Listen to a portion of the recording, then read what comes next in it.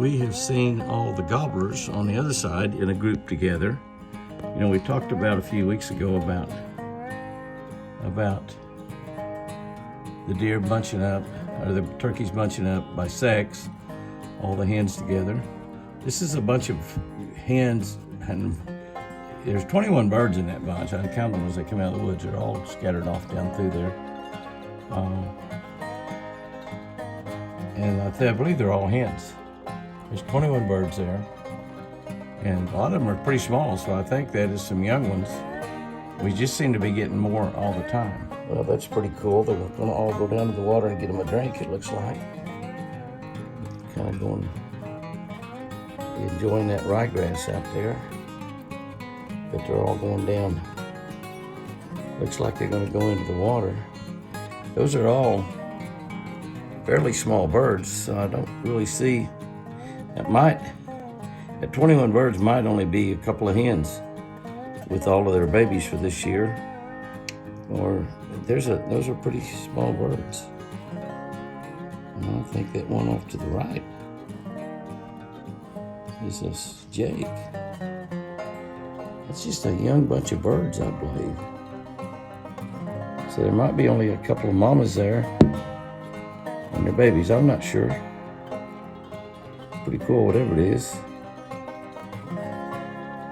We'll watch them as they go through the woods here.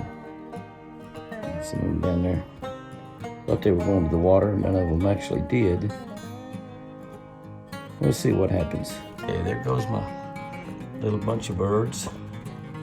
Definitely in a hurry now. Heading off out through the woods. Once they get to running, they all run. I always like a shot when they're out in the woods like that. It's just real, real, real.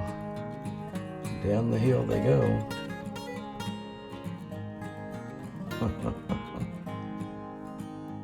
21. There they are. Coming out in the bottom.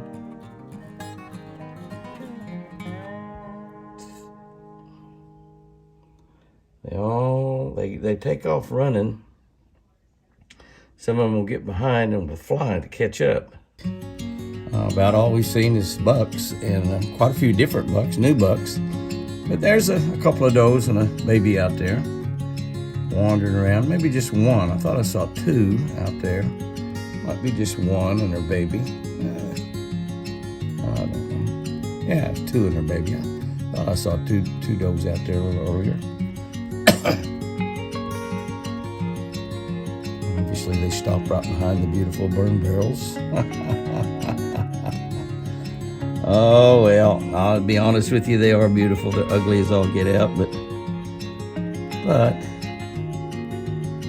we can burn. That's what's kind of nice. We can burn our trash every day, and we do. We only burn when it's calm, which is calm here a lot in southern Oklahoma. You know, Oklahoma's song, when the wind comes sweeping down the plain, well, it does that. It sure does. Central Oklahoma, western Oklahoma, flatland Oklahoma, the wind blows a lot in almost every single solitary day. But here in southern Oklahoma, where we live, over in northeastern Oklahoma, where the rest of our family lives, all our kids, grandkids, great-grandkids. Oh my, little fella there getting kind of antsy, isn't he? Little baby buck. Yeah, it's a little different deer than's been coming around. That's kind of cool. His mama says, "You be nice, buddy." Looky here, guys and girls. Looky here. I'm getting ready to go into the pens. Some of you have mentioned that we're not going into the pens often enough. I want to go in the pens here by the house and visit with, look at these girls right here. They are really anxious for me to come in. They're sticking their nose right out.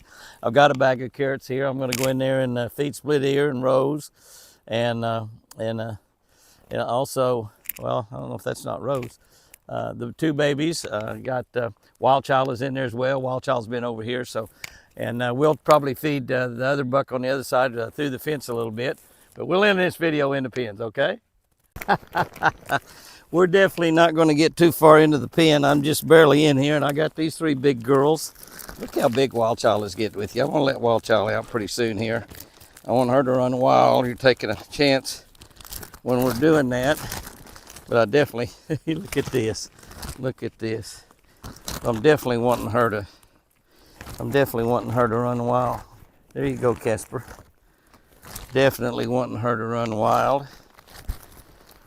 Little Whitey, her running mate, her adopted brother. She thought he was a brother. He was really not. Look at these girls right here. Isn't this something? Isn't this something? Get right over here where you can see these girls here. This is really something. What are you doing, wild child? Come back over here, baby. Here you go. Come on. This is really something. The babies want some carrots too. Want some carrots over there to split ears babies. Well, they're eating that carrot. They're licking it mostly. May not have a whole lot of teeth. Oh, he picked it up. He picked it up, the little baby. Tiny picked it up. Oh, Tiny. Tiny is so pretty. Yeah, split ears, you've been so good at having babies. Yes, you have. Yes, you have, split ears.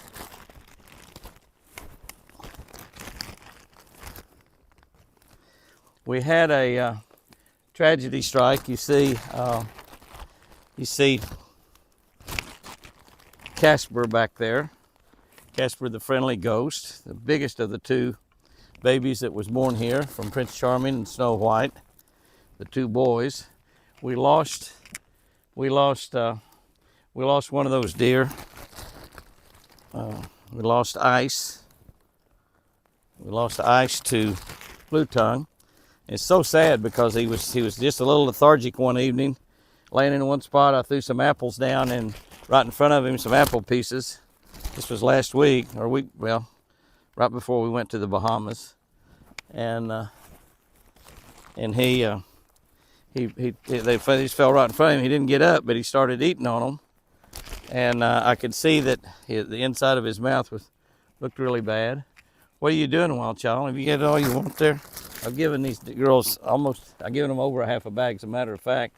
But so let's go over there and see if we can get Prince Charming to come over and eat some through the fence a little bit. But I saw that when he tried to eat, he had a hard time. He ate a piece of apple, but he had a hard time, and I could see the inside of his mouth was blue looking. He wasn't dripping anything like they normally do from his nose or his mouth. He didn't have any excess moisture in there, but he just there's Prince Charming way over there. I want to give Prince Charming some of these carrots. There's our pretty white doe there.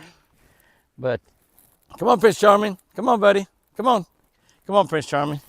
But anyway, I left early the next morning, and I told Apache. I called him back and told him about it, and told him that if you'll go down there and give him some medicine, give him a shot, we might be able to cure him. We cured Prince Charming of Blue Tongue last year, if you remember. About this time he got Blue Tongue, and we were able to save his life, and hopefully that might have an immunity from it. I don't really know. I got my baby right here, wild child. I'm gonna let you run in the yard, baby. I want you to just run around the house. Yes, I do. Yes, I do. I just don't want anything catching you, so I'm gonna wait a little while before I do that. Hi, girl. Hi, girl. There you go. There you go, baby. I'd like to get Prince Charming over here and feed him a little bit. I don't have a lot left. These girls have scarfed them down, these three right here. Yeah, they have. Yeah. These three right here getting after it. Oh, girls. Oh, girls. Oh, girls. You are just something. That girl over there is eating them off the ground. She won't eat out of my hands. But Prince will, but he's not coming over here. I think I'll just go and get him from the outside there. So let's just go see if we can get him some from the outside. We don't have a whole lot left, probably about maybe 20 or 25% of the bag is all. These girls have eaten them all. We've got to save a little bit for him, though. You girls are so pretty. You girls are so pretty, yeah. I love y'all. I love y'all. You know that? I love y'all. Yeah, I love you, split ears. Split ears has some pretty babies. Won't you have me a white baby, huh? Won't you have me a white baby this year? This old girl's way on up there, but she's such a good girl. This one is too. Yeah. Let's go see if we can entice Prince Charming up by the fence and give him the last of these. Come here, Prince Charming. Come here, buddy. Looky here. The girls about ate all your food. Come here, buddy. Here. Come here. Come here. Come here, pal. Come here. How come your face is so dirty, huh? How come your face is so dirty? Come on. The girls are up here wondering why I'm not feeding them.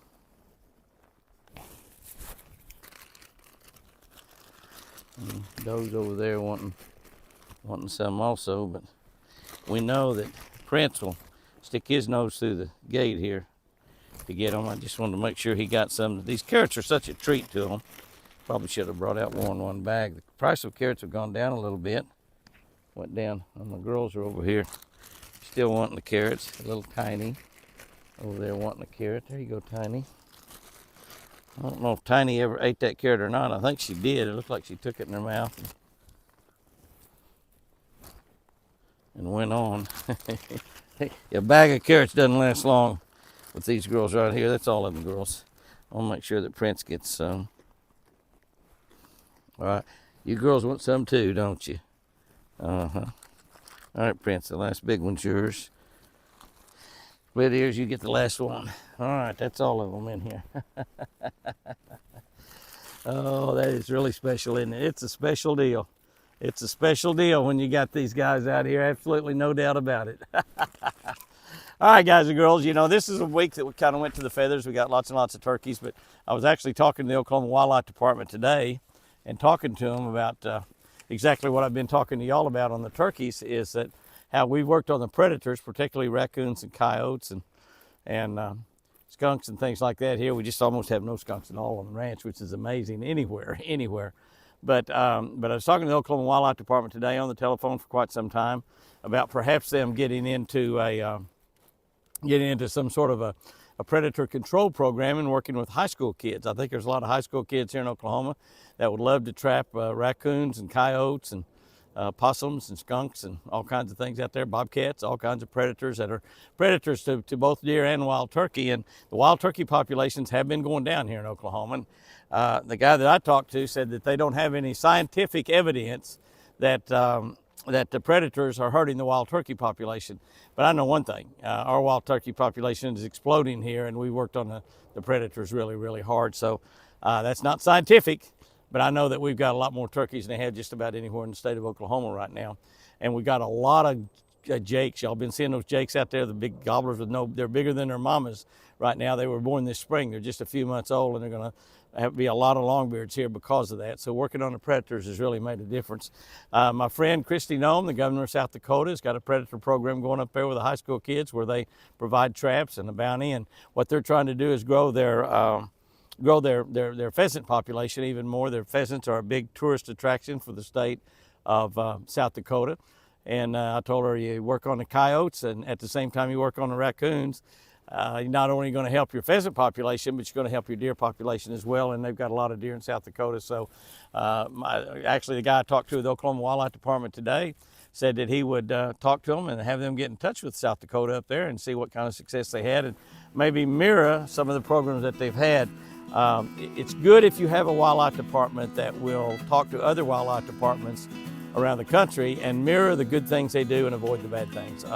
Many wildlife departments are so big-headed, the biologists and the people in there are so big-headed that they won't take advice from anybody, but they need to be like a bass fisherman. If we can find a secret out from somebody else that'll help us catch more fish, by golly, we'll take that information in a heartbeat.